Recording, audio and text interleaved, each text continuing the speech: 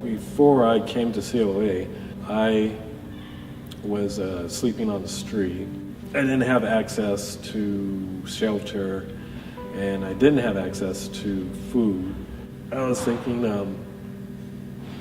how long is it going to really take to get to where I'll have shelter and be able to have a regular meal and be able to sleep like normal people do almost. I was in that limbo area where you're a working person, you're sane, you're able to do this, you're able to walk and talk, your clothes are clean, you're not mentally ill, you're not this, you're not that, and you're like, well, how come you're not finding work?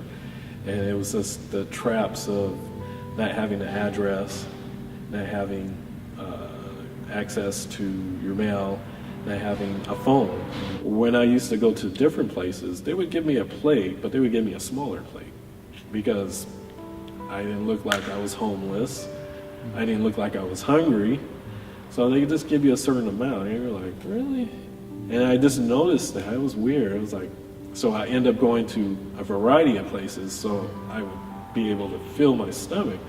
But that's a lot of work and a lot of exercise, and you're still hungry. So by the time you go to sleep at night, you're like, oh, I'm still kind of hungry.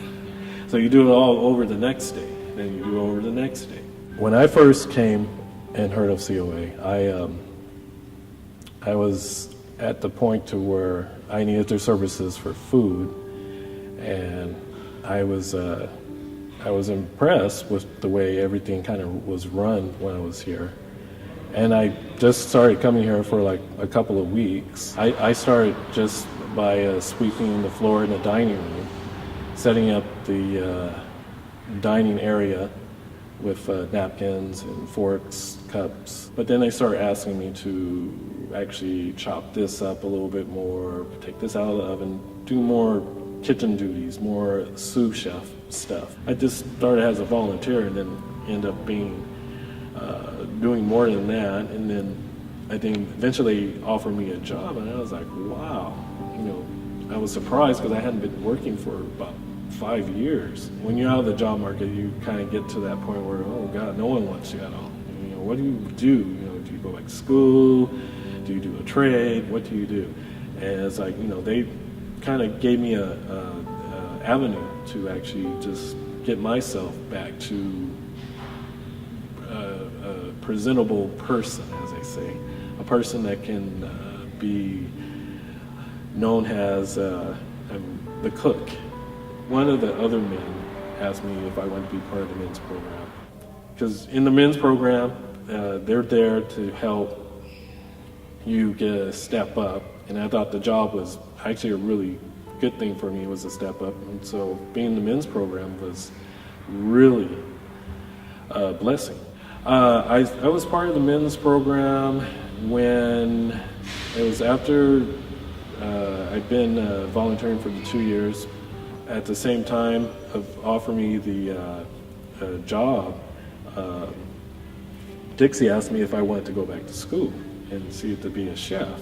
So I started just recently going to Long Beach City College, where the 2-year program to be in the culinary program. So I'm taking all their normal